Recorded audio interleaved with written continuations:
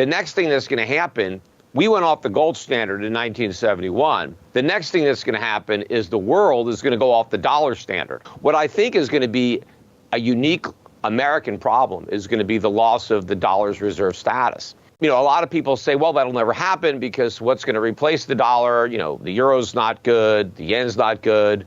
And I agree. I don't see another fiat currency that should replace the dollar. I just think that no fiat currency should be the reserve. I think we should go back to gold, and I think we will go back to gold. That's what we had before the dollar. And the only reason the dollar became the reserve currency in the first place was because it was backed by gold and redeemable in gold. And so I think the world is heading back in that direction. In August 1971, a historic moment unfolded as President Richard Nixon officially decoupled the US dollar from the gold standard, eliminating its convertibility into bullion. The dollar transitioned into a free-floating currency overnight, its value determined solely by comparison with other global currencies.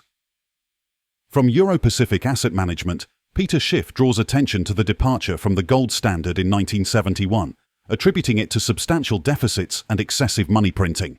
Schiff contends that a comparable shift away from the dollar standard is anticipated. Since 1933, the US dollar has substantially eroded its domestic purchasing power, losing 92% of its value. Even considering a moderate inflation rate of 2.7% in 1994, the dollar is projected to undergo a further 50% decline in purchasing power by 2022. The dollar has experienced significant depreciation in the international arena, declining by 65% against the Deutsche Mark since 1969, 74% against the Swiss franc, and 76% against the yen. Peter Schiff predicts a noteworthy devaluation of the US dollar in the upcoming phase of economic development. This anticipated shift is poised to result in a decline in a dollar's purchasing power. Gold has experienced a $44.21 per ounce or 2.14% decrease since the beginning of 2024, following its all-time high of $2,150 in December 2023. Despite periods of consolidation, Schiff argues that gold has established a robust base and is poised for another significant upward movement, building on its substantial gains over the past 2 decades. We will present clips from Peter Schiff's interview with Liberty and Finance. But before we do, if you want more videos like this, please hit the subscribe button and turn on the notification bell for more updates. Thank you, and enjoy the video. Yeah, well, first of all, I started publicly advocating for people to buy gold and silver in the late 1990s.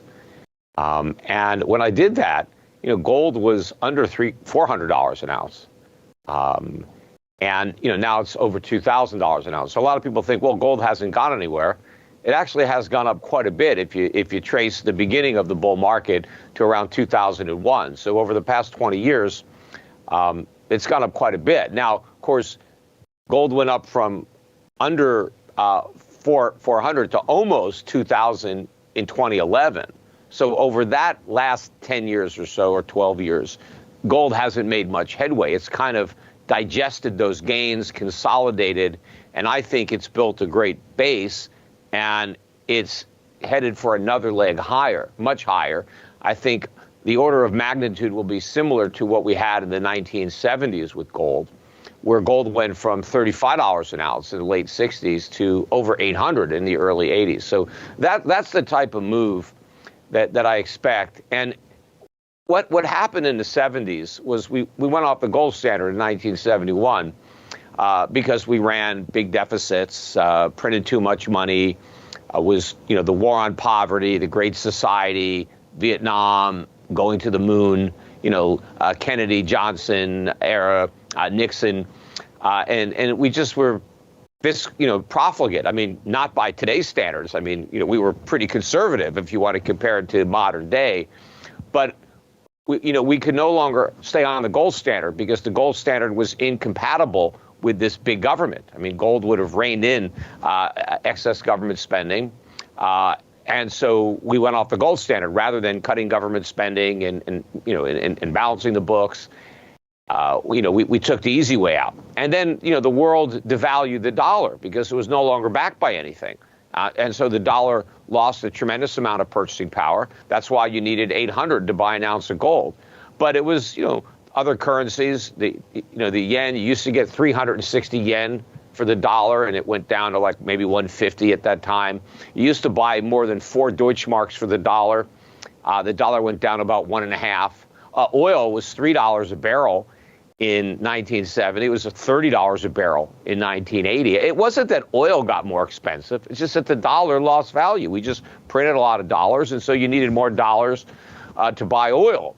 And the average American's paycheck was so diminished by the inflation tax. That's the real reason that you had a huge influx of married women into the workforce, because in the 1960s, very few married women worked. Their husbands supported them. But by the 1980s, you had a lot of women that were working because their husbands' paychecks didn't go far enough because the money lost a lot of value. Prices went up. And I think we're going to see a similar depreciation, devaluation, however you want to define it, of the dollar in the next leg of this journey, because I think the next thing that's going to happen, we went off the gold standard in 1971. The next thing that's going to happen is the world is going to go off the dollar standard. And even though we went off the gold standard, the dollar remained the reserve currency, even though it wasn't backed by anything anymore. And that provided Americans with a gigantic subsidy, because we could just print money and then buy stuff with it without having to make anything, because we could take the money we printed and exchange it for the goods that people made in other countries using, factories and labor and land and all these resources. We didn't have to use any resources. We just conjured money into thin air and we got all this stuff.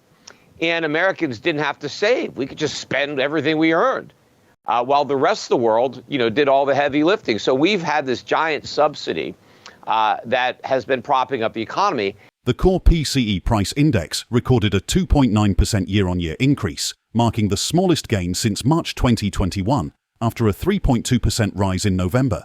The Federal Reserve monitors PCE price measures to assess progress toward its 2% inflation target. It emphasizes the need for sustained monthly inflation readings of 0.2% to bring inflation back to the target level. Peter Schiff perceives inflation as a significant global threat, attributing it to central banks engaging in quantitative easing. He contends that low interest rates lead to inflation, challenging economies worldwide. Furthermore, in 2023, the BRICS alliance showed a notable trend of gold acquisition, with central banks actively accumulating the metal. Initially presumed to be in preparation for a potential BRICS currency announcement, Forbes reported that the BRICS bloc employs gold to shift global demand away from the US dollar. Schiff anticipates that the ongoing shift from the US dollar to the world's reserve currency will adversely affect the US economy. Let's get back to the interview. I think it's unfortunate because a lot of people who have correctly diagnosed the problem, understand the problem in our monetary system with fiat money, and they've just done the wrong thing. They bought Bitcoin, which they think is digital gold, and I think is fool's gold. They should own the real thing. But of course, nobody should have all their money in gold. I mean, I don't have all my money in gold. I have a small portion because I like to own productive assets. I like to own assets that pay dividends or yield income in some way. That's why most of my money is just invested in stocks, in equities around the world that I think represent good investment value, where you can get a good return. But also you have a hedge against inflation, because I think inflation is the big threat. It's not just a threat in America. It's a threat all over the world. All the central banks were doing quantitative easing. That's inflation. That's a euphemism for inflation. They all kept interest rates too low. So we're all experiencing the consequences. But what I think is going to be a unique American problem is going to be the loss of the dollar's reserve status. And a lot of people say, well, that'll never happen because what's going to replace the dollar? The euro's not good. The yen's not good. And I agree. I don't see another fiat currency that should replace the dollar. I just think that no fiat currency should be the reserve. I think we should go back to gold, and I think we will go back to gold. That's what we had before the dollar. And the only reason the dollar became the reserve currency in the first place was because it was backed by gold and redeemable in gold. And so I think the world is heading back in that direction, and that is going to profoundly impact the United States to a much greater degree than the rest of the world. In fact, a lot of other countries are going to be positively impacted by that transition because they're not going to have to support the U.S. They're not going to have to earn dollars by running trade surpluses with the United States. So we're going to lose the benefit of access to cheap foreign goods and foreign capital. And so that's going to mean a big decline in the American standard of living.